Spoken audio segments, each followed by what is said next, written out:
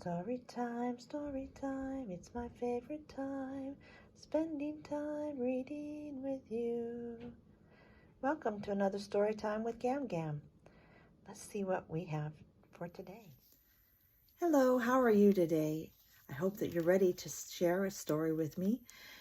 GamGam's story this week is Please Please the Bees, and this story was written by Gerald Kelly.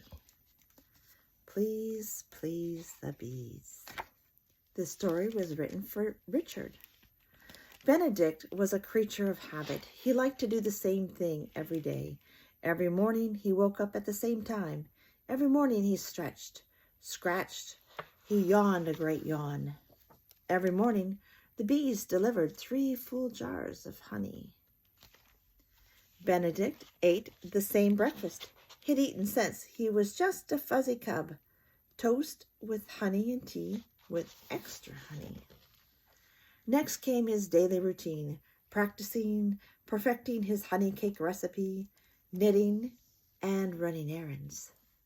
At evening he'd read, then have one last cup of honey tea before bed. Life was sweet. Until one morning things weren't the same. In fact, something terribly unsame had happened. On strike. There was no more honey. The bees had gone on strike. Benedict's breakfast wasn't the same without honey. Without his honey tea, he couldn't knit. Practice was dreadful. He didn't even bother with the errands. Benedict became deeply discouraged. Just then, he heard someone say, "Hey, you, in the fur coat." It was a very small bee with a remarkably loud voice. "We need to talk," said the bee. "Talk? Humph," grumbled Benedict. "I let you all live in my yard. All I ask for is a few jars of honey. You should be grateful, not go on strike." "A few jars?" said the bee. "Buddy, we deliver 3 jars of honey to you every day, every month, every year. Do the math, Einstein." "The hive is a wreck," the bee continued. "It's all we can do to keep the walls from falling in. The roof leaks. The wind blows through the cracks. The last 3 queens up and quit on us because of the lousy working conditions." The bee showed Benedict the garden. "Look," the bee said, "weeds everywhere. We have to file miles away just to find enough flowers to make our honey. So we voted to strike." "You're taking us for granted," the bee declared. "You want honey?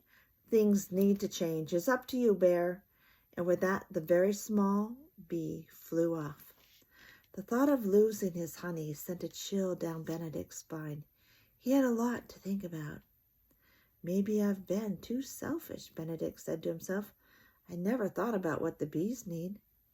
But how am I going to make this right?" So he did some research. He did a little shopping. Looks like he did a lot of work. And he did a lot of work. Benedict even learned how to harvest honey. "I suppose it's a bit rude to expect them to do it all themselves," he thought. Finally, he was ready to show the bees all the work he'd done. What would they think? He held his breath as he waited. And then he heard the remarkable loud voice of a very small bee. "Drop the sign, girls. It's time to get back to work." Oh, there goes the sign. These days, Benedict is still a creature of habit. He still has his daily routine, but he doesn't take the honey for granted anymore. He knows his life is sweet, but now it's even sweeter for everyone. Isn't that a beautiful yard with all the flowers for the bees to use to make their honey? I hope that you've enjoyed Please Please the Bees with me today. It's important to remember that things that we receive, we can't take them for granted because they require work from more people than just us. Have a great day.